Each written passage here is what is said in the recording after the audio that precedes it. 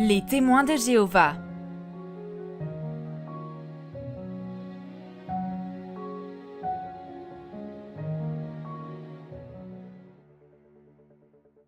Les témoins de Jéhovah aiment bien critiquer les croyances et les pratiques des groupes religieux de ce monde. Ils aiment démontrer la supériorité de leur foi à celle des autres groupements. Ils aiment ainsi souligner les erreurs des religions humaines en contraste avec la révélation qu'ils reçoivent de Jéhovah Dieu. Par exemple, la société s'empresse de condamner les fausses prophéties prononcées par l'homme faillible, qui ne connaît nullement la pensée de son Dieu. Elle dénonce les prédictions des organisations religieuses qui ne se sont pas accomplies comme annoncées.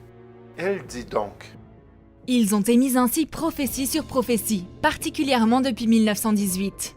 Or, chacun sait que rien de ce qui avait été annoncé n'est arrivé. Cela seul prouve que ce sont de faux prophètes et que, loin de représenter Jéhovah, ils ont toujours été au service de l'organisation de Satan.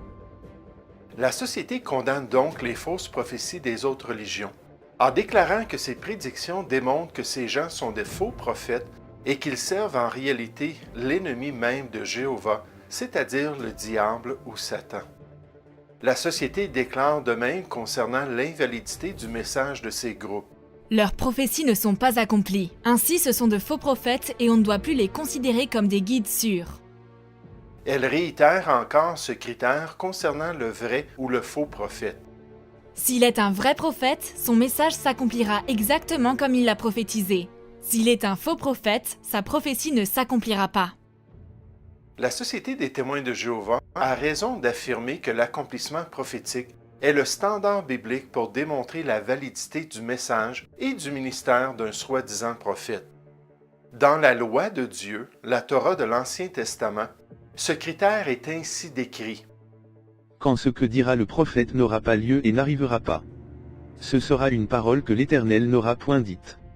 C'est par audace que le prophète l'aura dite, n'aie pas peur de lui. Le Dieu des prophètes soutient le ministère de ses prophètes. Il confirme l'appel de ses serviteurs par un accomplissement direct de leurs prophéties. Ésaïe affirme cette réalité spirituelle envers les vrais prophètes lorsqu'il déclare de la part de l'Éternel Dieu: Je confirme la parole de mon serviteur, et j'accomplis ce que prédisent mes envoyés. Ceci distinguait les vrais serviteurs de Dieu des faux enseignants parmi son peuple.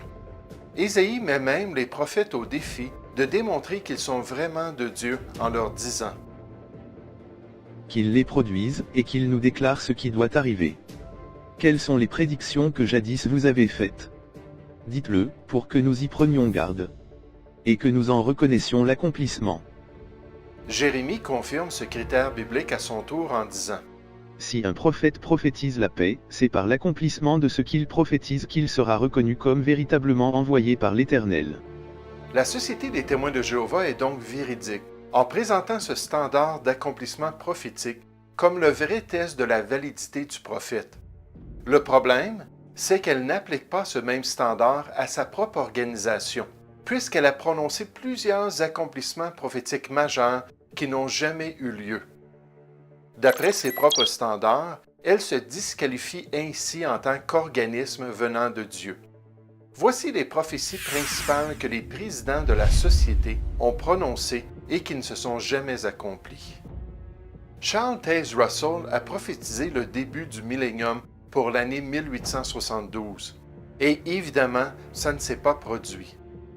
Il a de même prophétisé la venue physique de Christ sur Terre pour 1874. Il a prédit la fin de la bataille d'Armageddon pour 1914 et la destruction complète du christianisme apostat pour le printemps 1918.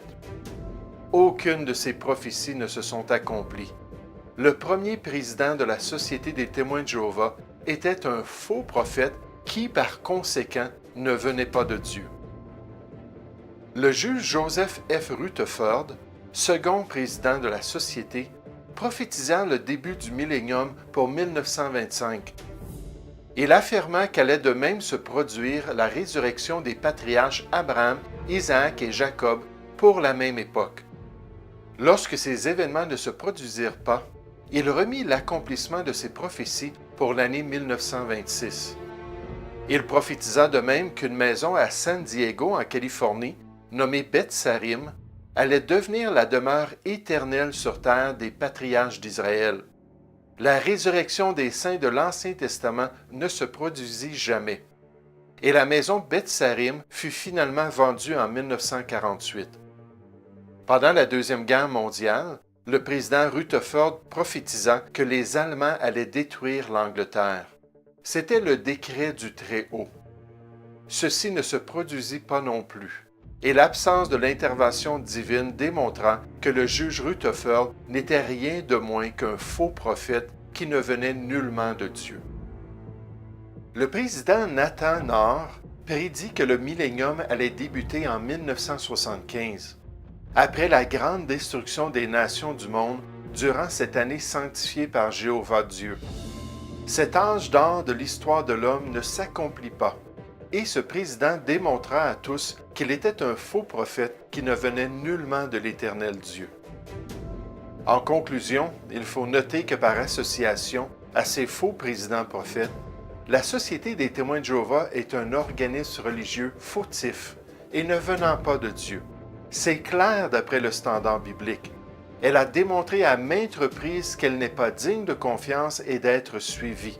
Elle s'est disqualifiée aux yeux de tous par des déclarations prophétiques que Dieu n'a pas accomplies, puisqu'il n'est pas avec ce groupe de croyants qui suivent l'homme et marchent dans l'erreur, plutôt que de suivre le Dieu de prophétie et de vérité.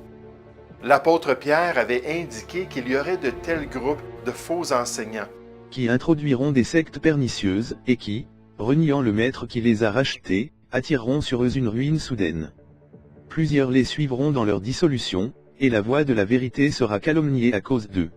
Et ainsi en est-il pour les millions d'adeptes de la Société des témoins de Jéhovah qui répandent l'erreur et le mensonge dans notre monde au préjudice de la vérité de Dieu.